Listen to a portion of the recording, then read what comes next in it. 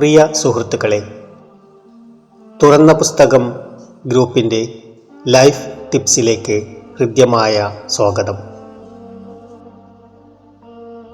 ഉള്ളിലൊന്നുമില്ലാതെ ഉയരാനാവില്ല, ഉള്ളിലുണ്ടെങ്കിൽ ഉയരാതെ ഇരിക്കില്ല, പുറത്തറിയുന്നില്ലെങ്കിലും.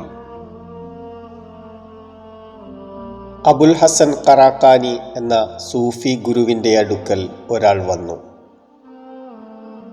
എനിക്ക് സൂഫികൾ ധരിക്കാറുള്ള ആ കമ്പിളി വസ്ത്രമായ തിർക്ക ധരിക്കണം, ആഗതൻ ആവശ്യപ്പെട്ടു. ഞാനൊരു ചോദ്യം ചോദിക്കാം, ഗുരു മറുപടി നൽകി. ചോദ്യത്തിന് ശരിയായ മറുപടി പറയാൻ സാധിച്ചാൽ നിങ്ങൾ കിർക്ക ധരിക്കാൻ യോഗ്യനാണെന്ന് എനിക്ക് മനസ്സിലാക്കാം. ചോദിച്ചോളൂ, ആഗതൻ വിനീതനായി. ഗുരു ചോദിച്ചു, ഒരു പുരുഷൻ ചുരിദാർ ധരിച്ചാൽ അയാൾ സ്ത്രീ ആകുമോ? ഇല്ല. പുരുഷവേഷം ധരിച്ചതുകൊണ്ട് സ്ത്രീ പുരുഷനാകുമോ? ഇല്ല. ഗുരു തുടർന്നു, അതേപോലെയാണ് സംഗതി. നിങ്ങളൊരു സൂഫി അല്ലെങ്കിൽ കിർക്ക ധരിച്ചതുകൊണ്ട് മാത്രം സൂഫി ആവുകയില്ല. തദ്കിറത്തുൽ ഔലിയയിൽ അത്താർ ഉദ്ധരിച്ച ഈ കഥ നിത്യപ്രസക്തമായ ഒരു യാഥാർത്ഥ്യത്തിന് അടിവരയിടുന്നു. വേഷമല്ല വ്യക്തികളുടെ ആന്തരിക സത്തയെ നിർണയിക്കുന്നത്. കാക്കി യൂണിഫോമല്ല ഒരാളെ പോലീസുകാരനാക്കുന്നത്. കഴുത്തിൽ സ്റ്റെതസ്കോപ്പ് അണിഞ്ഞതുകൊണ്ടല്ല ഒരാൾ ഡോക്ടറാവുന്നത്. ലോഹയല്ല ഒരാളെ പുരോഹിതനാക്കുന്നത്. വേഷം കൊണ്ട് മാത്രം ഒരാൾക്ക് ഒന്നുമാവാൻ കഴിയുന്നില്ല. പൂച്ച സന്യാസിയെപ്പോലെയാകും അത്തരം ആളുകളുടെ സ്ഥിതി. എലിയെ കാണുമ്പോൾ മ്യാവൂ എന്ന ശബ്ദമുണ്ടാക്കി പൂച്ച സ്വന്തം സത്വം വെളിപ്പെടുത്താതെയിരിക്കില്ല. സന്യാസിയുടെയും മതപണ്ഡിതൻ്റെയും വേഷം സ്വാർത്ഥ ലക്ഷ്യങ്ങൾക്കു വേണ്ടി ദുരുപയോഗം ചെയ്യുന്ന അനേകം തട്ടിപ്പുകാർ സമൂഹത്തിൽ വിരാജിക്കുന്നത് നമുക്കറിയാം. നാടകത്തിലെന്നതുപോലെ അരങ്ങിനൊത്ത് വേഷം മാറുന്നവരാണ് അവർ. വേഷങ്ങളിൽ ഭ്രമിക്കുന്നവർ ചതിയിൽ അകപ്പെടുന്നു. വേഷം നോക്കി ആളെ മാനിക്കുന്നവരെ മുല്ലാ നാസറുദ്ദീൻ പ്രായോഗികമായ ഒരു തമാശയിലൂടെ കണക്കിന് കളിയാക്കുകയുണ്ടായി.